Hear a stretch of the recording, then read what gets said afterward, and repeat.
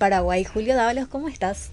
Todo bien, excelente, Jessica Mendoza. Muy buenas tardes para ti, los compañeros, la gran audiencia de Radio Nacional del Paraguay, de Paraguay 920. Primer capítulo de la semana y ya cargado de lo que va a ser una gran previa.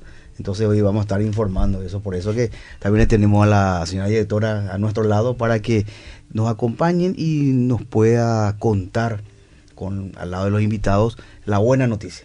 Que sea ella misma, ¿verdad? Sí. La que destaque este logro para Radio Nacional del Paraguay con un gran archivo que en días nada más va a ser inaugurado. Y estamos hablando de la fonoteca de Radio Nacional del Paraguay. Señora directora Carmen Insaurralde, buenas tardes para todos. Excelente jornada. Hoy lunes con todo y sí, un programa cargado con mucha energía, mucho verde, mucho blanco también, de buena onda. Así que el color de la esperanza aquí con los maestros. Realmente, yo quiero que te presentes hoy, Jessica, a los maestros, a los invitados especiales aquí de nuestra emisora, de este programa Paraguay 920 y Viva Paraguay, ¿eh? ¿Te podemos sumar ya al equipo? Por supuesto, claro. Usted me dice, ordena y estoy aquí. Bueno, hoy tenemos el placer de recibir una vez más, y porque la información así lo amerita, a Nicolás Ramírez Salaverry, docente, investigador, director de orquesta y guitarrista también, y al doctor Miguel Díaz Antar, investigador y músico, porque como les decíamos, este 19 de noviembre se va a inaugurar la fonoteca de Radio Nacional del Paraguay y el trabajo sigue minuto a minuto para poder estrenar esto o inaugurar esto el 19. ¿Cómo estás, Nicolás Ramírez? Bienvenido. Muy buenas tardes, muchísimas gracias por Quiero el decir algo antes, sí, dos grandes maestros realmente, dos grandes muchísimas maestros, gracias. Esta es la casa de ustedes, realmente para Radio Nacional del Paraguay, para esta emisora histórica, ustedes son dos ángeles, les cuento. Nosotros estamos contentísimos, sí. Nos sentimos ya en casa, a veces ya estamos siendo muy mimados tal vez. No, se merecen más. Y bueno, nosotros desde que llegamos, sentimos las puertas abiertas para esto que nos apasiona, que es la investigación sobre música y bueno, todo lo que envuelve la musicología, la posibilidad de estar con los materiales fonográficos es única. Y nosotros estamos aprendiendo un montón. Nunca imaginé que íbamos a tener este nivel de profundidad en cuanto a... Es que Radio Nacional es eso, ¿verdad? Quien conoce más ama a Radio Nacional. Es increíble, el espacio realmente está consiguiendo tomar esta forma en la cual nosotros estamos absorbiendo todos estos detalles de los fonogramas, en este caso los discos de vinilo que estamos investigando y haciendo el proceso de salvaguarda y digitalización en este momento. Y el doctor Miguel Díaz Antar ya nos adelantó un tesoro que encontró, pero antes lo saludamos y él nos va a contar. ¿Qué tal, doctor Miguel? ¿Cómo le va? Buenas tardes, muchísimas gracias por todo el apoyo, por este espacio también, y estamos aquí contentísimos de poder estar haciendo este trabajo. Realmente en nuestro país la característica es que había son pocos los investigadores, y pocos investigadores así en este rubro. Realmente yo, una vez más, mi gratitud hacia ustedes, realmente el trabajo que hace dice que el tiempo de Dios es perfecto. Yo creo que es la perfección. Yo estoy muy agradecida por eso, porque ustedes aparecieron con un proyecto muy importante y un proyecto que sí o sí tiene que tener presupuesto, sí o sí tiene que tener ese apoyo económico, y nada más y nada menos que un organismo internacional que da ese aporte y le da a ustedes dos. ¿Por qué? Porque el trabajo realmente ahí da el valor de la tarea que ustedes hacen, y se fijaron en Radio Nacional del Paraguay y le contamos a la audiencia que el proyecto se va a extender, incluso yo creo que va a ser así, y es muy importante este trabajo que ustedes están haciendo. Le escuchaba el otro día a Julio preguntar, decía, incluso él iba un poco más allá de las músicas en vivo que se grabaron en Radio Nacional, que lastimosamente no tenemos, porque reitero, esto tiene que tener un presupuesto y no todos tienen esa visión de la importancia de todo ese cúmulo que puede arrojar o puede tener Radio Nacional del Paraguay, ¿verdad? Eso es el rescate realmente de algo histórico, de algo que da vida a memoria de muchos paraguayos de todo un país, y muy poca gente realmente mira a Radio Nacional, y por eso agradecida por esta oportunidad que se le está dando, gracias al apoyo también a nuestras autoridades que dieron sí, porque obviamente dependemos de eso. Dos grandes poderes, ejecutivo y legislativo, dieron sí, y realmente es una decisión que se tiene que tomar y no todos lo hacen, por eso ya no se hizo antes, ¿verdad? Eso es un punto muy importante. Sí, algo que me llama mucho la atención es, a veces pensamos que necesitamos un cierto valor económico para poder dar inicio. Y en realidad lo que necesitamos es ese pensamiento, sí, una voluntad y un pensamiento sistematizado que entienda, vamos a hacer un rescate, una salvaguarda, digitalización, pero existen un montón de otros detalles, como por ejemplo algo muy sencillo que es limpiar el disco de vinilo. Sí. Ese simple cuidado, la protección de los sellos, que pueda ser limpiado con agua, dejar secando. No tiene un precio económico en sí, claro, un mínimo precio por el material que estás utilizando, pero sí es todo ese conocimiento y esa intención. Eso es importante, ¿verdad? El conocimiento que tiene que tener la gente que está para el cuidado respectivo, que ¿verdad? está porque relacionado si se con ignora, la formación. Claro, es la formación. Si se ignora eso, esto de basura Sí. ¿En qué estado tira. encontraron los vinilos, los materiales que fueron digitalizados? Costó mucho. Diversos estados. Diversos estados. Hay discos que están mejor preservados, con la capita original, hay un plástico interno que protege también el disco. Hay algunos materiales que están así, otros materiales que ya fueron, como es papel, cartón, ¿verdad? Ya fueron, se rompieron, están carcomidos, ya no tiene el plástico interno. Entonces realmente una variedad muy grande de cuanto al estado de preservación.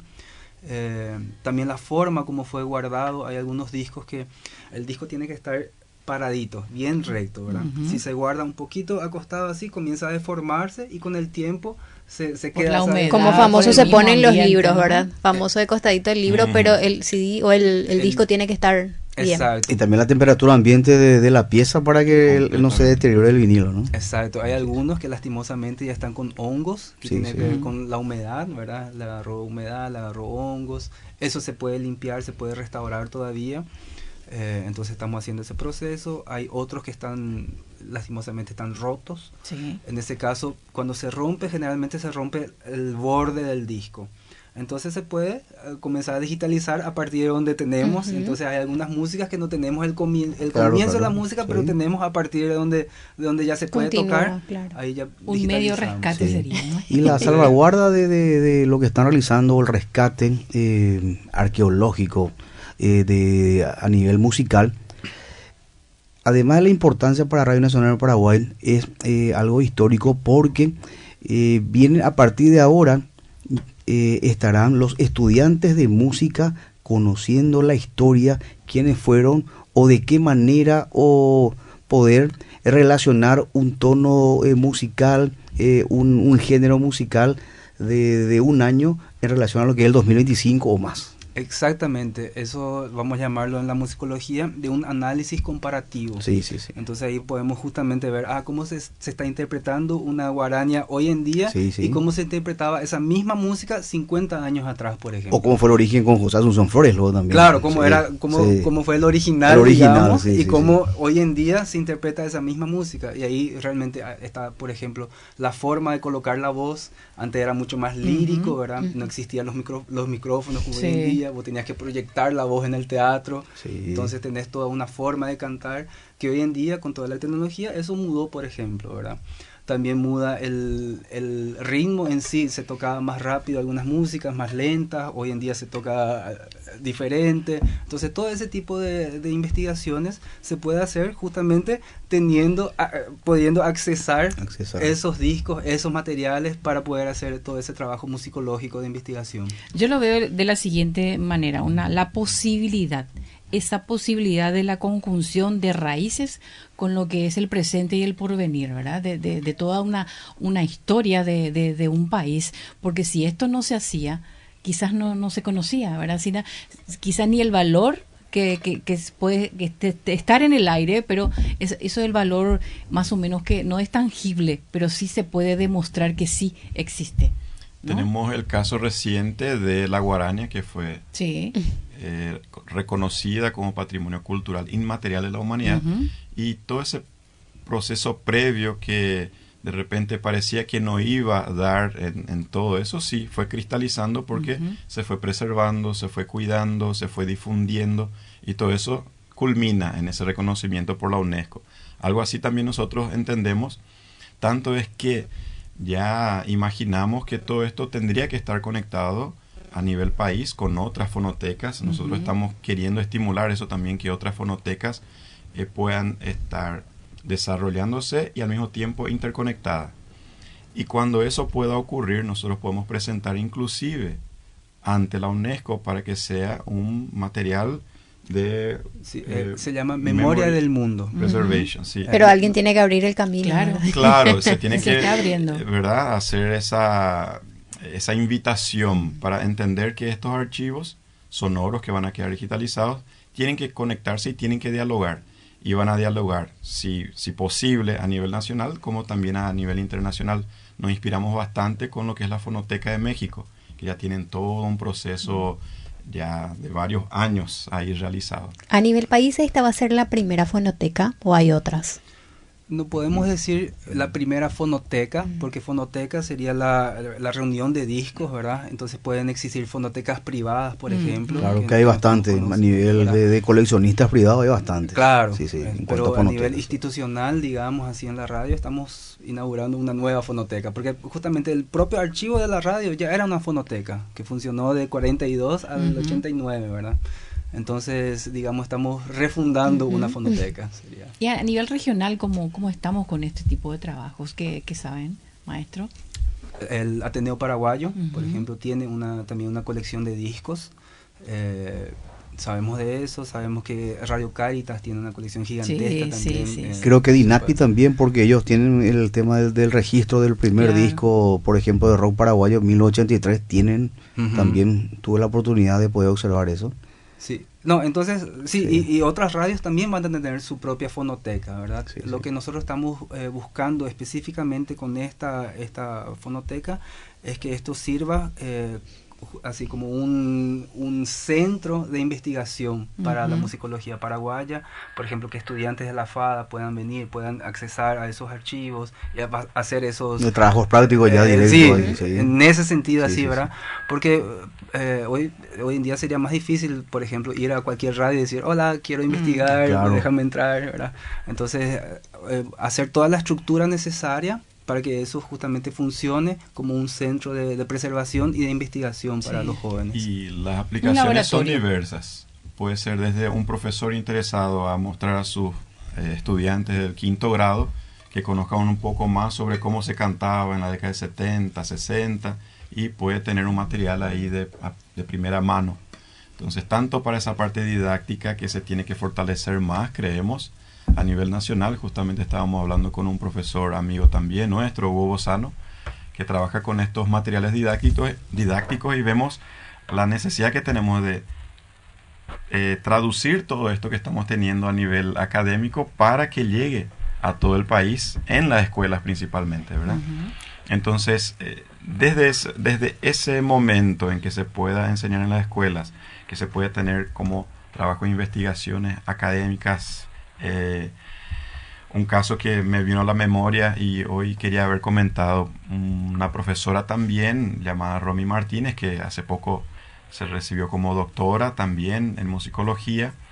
Ella misma comentaba que su profesor no podía entender cómo los materiales fonográficos de Paraguay no tenían el año de publicación. Era inconcebible para su profesor eso, y nosotros estamos viendo esa realidad. Qué difícil es a veces recuperar el año siquiera de la producción de ese material. Y todo eso vamos a tener de forma sistematizada. ¿Pero esto irá para todos los géneros de creaciones paraguayas o solamente la música paraguayense? Todos los géneros. Serían todos los géneros que albergó la Radio Nacional de Paraguay. Y en ese sentido, eso es una ventaja, representa una ventaja enorme, porque se puede dialogar con otras fonotecas de otros países. ¿Por qué? Porque podemos entender que de repente, dimos un ejemplo como en Holanda puede haber una fonoteca que tenga una música paraguaya. Claro. Y eso ya nos interesa, esa conexión ya nos interesa, y viceversa, la música europea que pueda estar acá o de otro lugar del mundo. Y en este mundo conectada. De mucho ruido, que tengamos aquí en Paraguay un espacio así de investigación, y que los chicos puedan recurrir, los adolescentes, los universitarios, los expertos en el tema, incluso realmente es muy, muy alentador. Y sumamos también a esta mesa de diálogo, pero de manera telefónica, al gran maestro Diego Sánchez Jase, que está en línea de comunicación para hablar un poco también acerca de la relevancia, el valor musicológico histórico que tiene la Fonoteca de Radio Nacional del Paraguay. ¿Cómo está, maestro Diego Sánchez? Qué gusto saludarlo. Todo el equipo de Paraguay 920 ya aquí a estas horas. Somos muchos, maestro. ¿Cómo está? Muy bien, un cordial saludo. Muchísimas gracias por el contacto. Saludos a Nicolás, a Miguel y a todos los que están con ustedes ahí. Nosotros muy contentos de recibir en la Casa Bicentenario de la Música, dependiente del Congreso, del Centro Cultural de la República del Cabildo y del Congreso Nacional, a la Fonoteca Memoria Histórica de la Radio Nacional del Paraguay. Escuché a Miguel que estaba subrayando la relevancia del documento sonoro, porque nosotros tenemos un acervo enorme de documentos físicos, digamos, que testimonian la historia musical del Paraguay, pero tenemos pocos documentos sonoros. Entre ellos, por ejemplo, la primera grabación del himno nacional paraguayo, que el sábado pasado, en la noche de los museos, estábamos haciendo escuchar a la gente y con tanto asombro, ¿verdad?, escuchar a la gente. Y ahora se va a incorporar la documentación sonora de la Radio Nacional. Y como decía, creo que Miguel, una persona que quiera venir a escuchar cómo se cantaba en los años 60 una polca, una guaraña, ahí van a tener la documentación sonora, que es sumamente importante. Hay un caso que yo siempre hago referencia, y que es el caso de Agustín Pío Barrios Mangoré. Él escribió una obra que se llama Danza Guaraní, que en realidad es una versión suya del motivo popular 3 de mayo, pero escribió a la manera antigua, cuando la polca se escribía todavía en 2x4. Entonces muchos de los intérpretes extranjeros tocan así como está escrito, en el 2x4. Pero por suerte Barrios grabó su versión. Entonces muchos también seguían, con buen criterio, en la grabación de Barrios, que ya toca la polca como tenía que ser y no como está escrita, ¿verdad?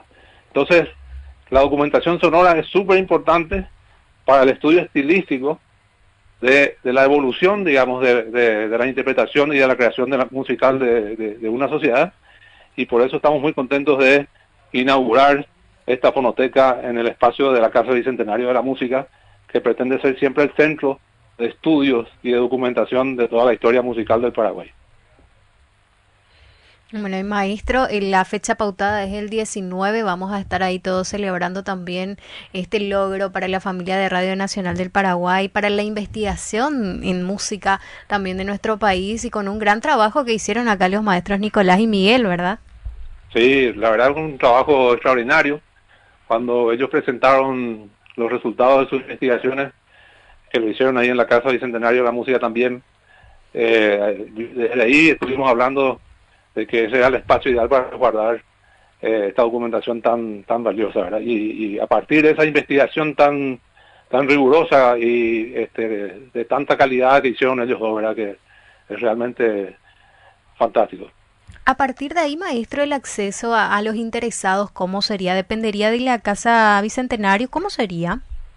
Sí, seguramente Nicolás y Miguel van a redactar un protocolo para acceder a los archivos, pero todo lo que está ahí es de libre acceso para todos los investigadores nacionales e internacionales, de manera libre y gratuita.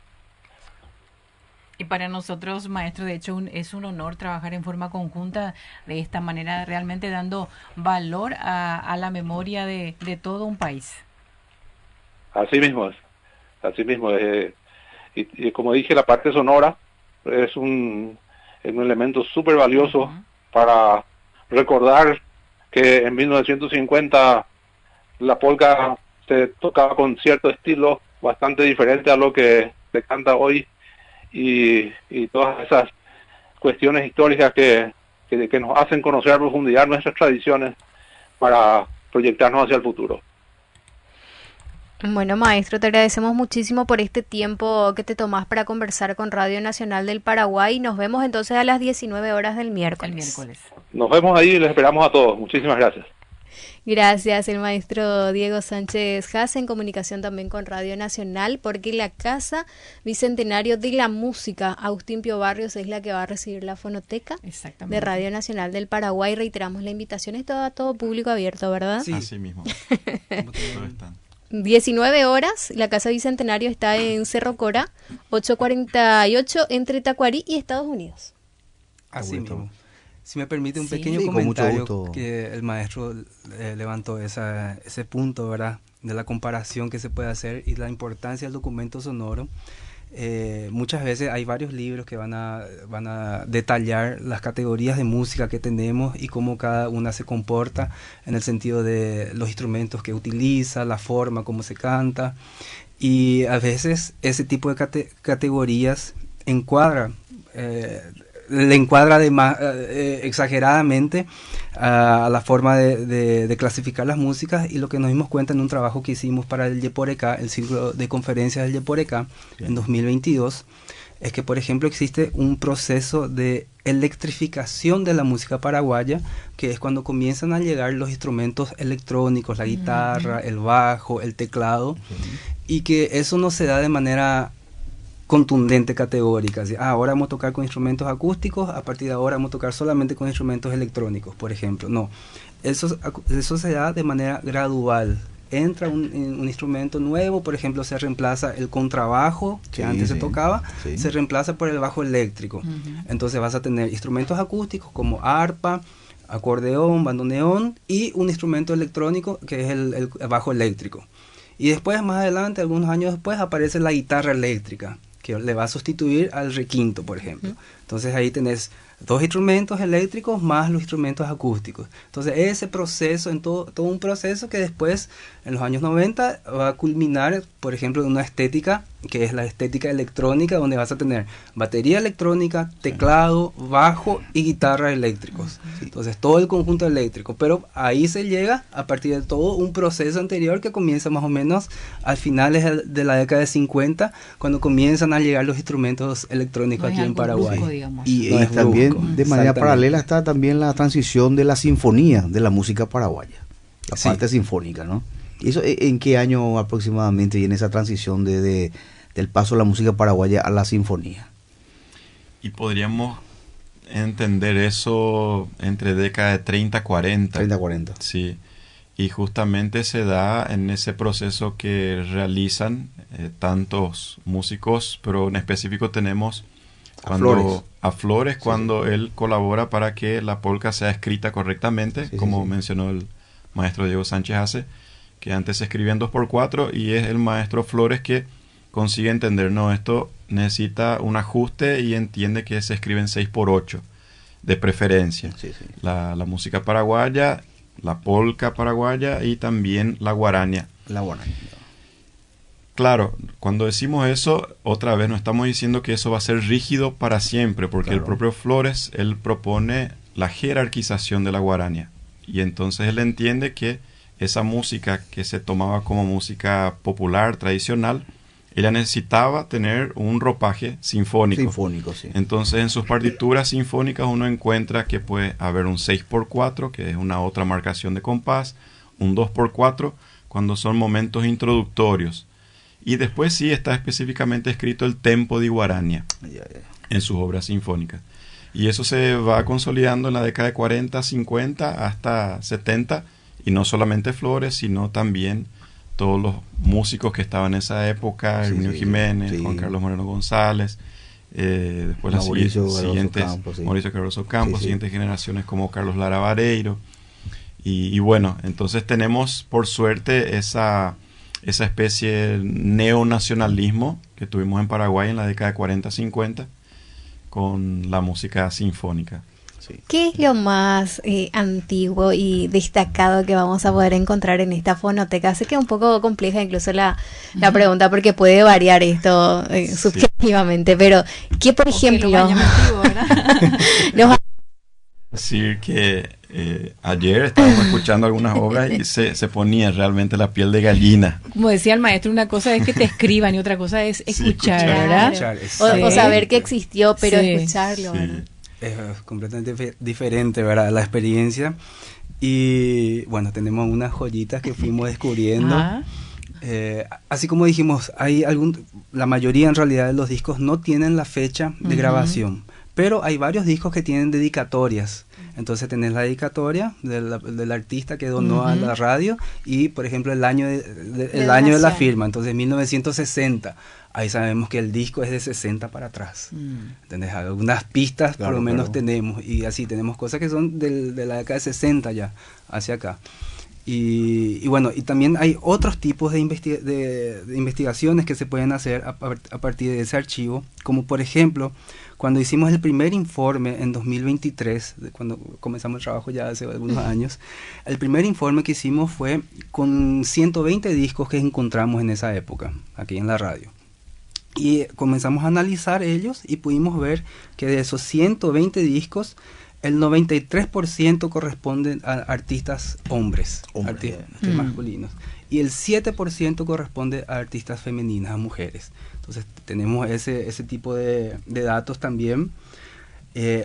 A nivel intérprete, a nivel compositores, vamos a tener el 75% de hombres contra 25% de mujeres compositoras. Entonces tenemos esos datos, tenemos el nombre de las compositoras. Claro que todo esto va a ser actualizado porque ahora el archivo creció, tenemos mucho más discos, pero ese tipo de análisis, ¿verdad? ¿Quiénes son las compositoras? Pues, ¿en cuántos discos aparecen las mujeres compositoras? Con estadísticas incluidas. Exactamente, ese tipo de investigaciones también se pueden realizar. ¿Y lo de Luis Alberto del Paraná? Ay, bueno. Un adelante. Sí, un disco que estábamos con una duda si ya colocábamos, porque tenemos una púa que puede tanto 33 RPM como 45 RPM.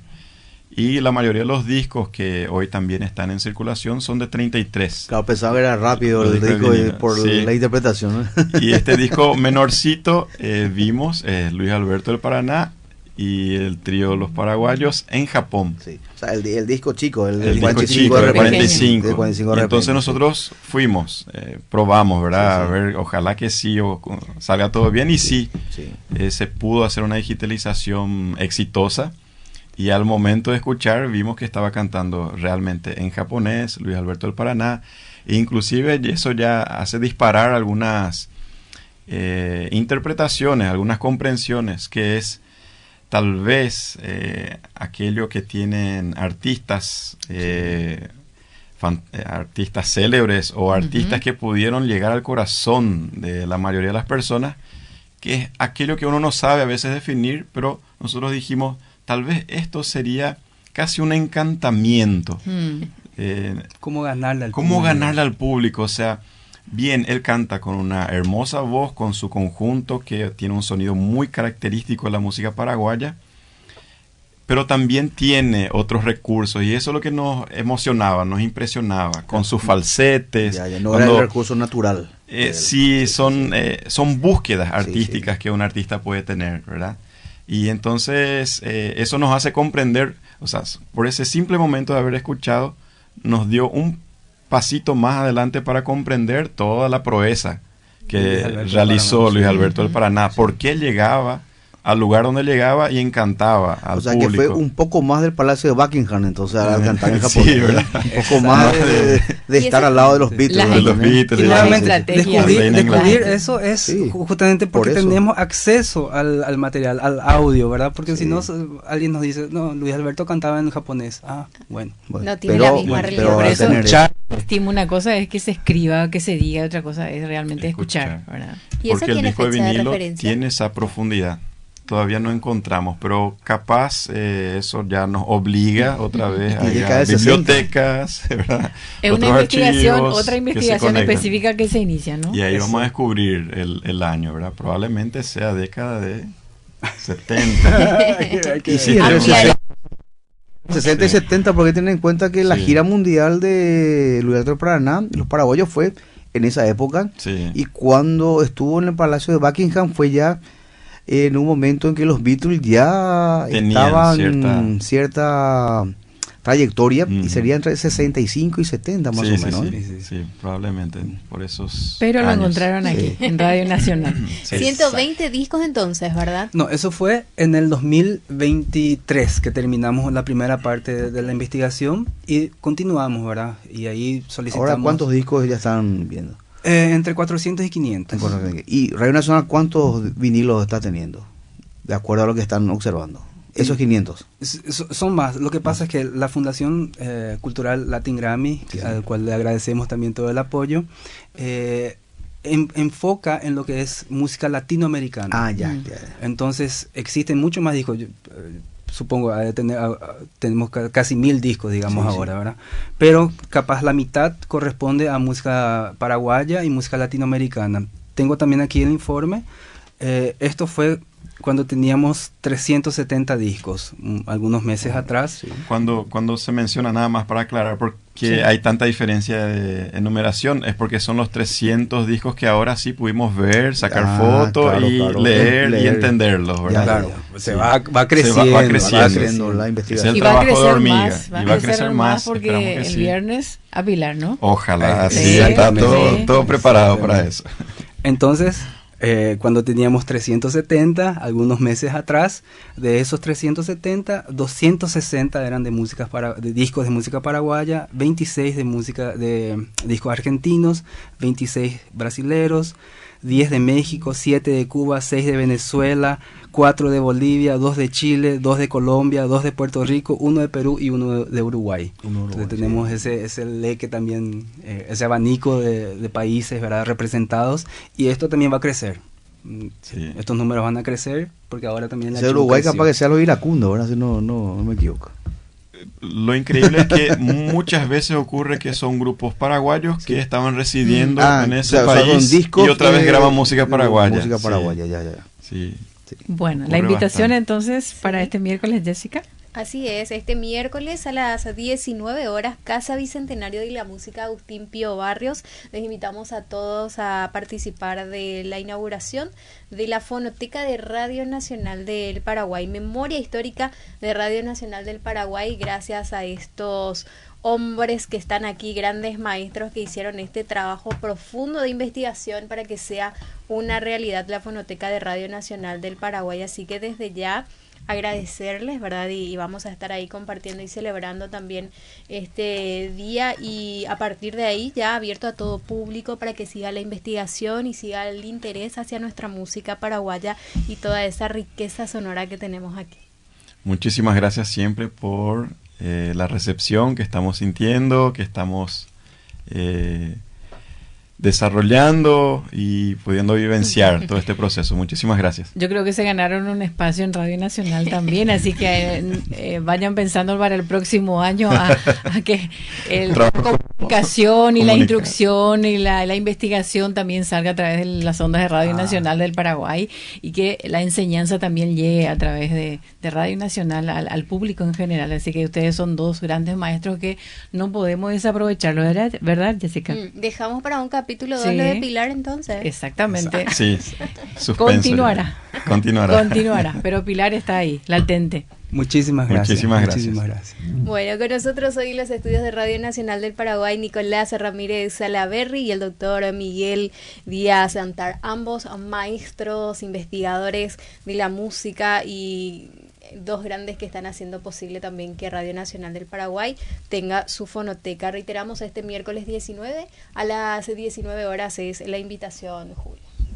Vamos a estar ahí presentes con la finalidad de poder destacar, desarrollar y informar todo lo relacionado a la inauguración, y a partir de ahí ya conocer cuándo se va a visitar, cuándo se activará el protocolo, como dijo el maestro Sánchez Hassett, a fin de que cada interesado pueda llegar hasta la Casa Bicentenario. Sí, señor, y que crezca el interés, por sobre todo a usted también, señora directora. Muchas gracias por este bloque especial. Por favor, la audiencia. Le sumamos ya al equipo. Ok, hasta perfecto. Entonces hacemos una pausita y volvemos enseguida. Ya ¿no?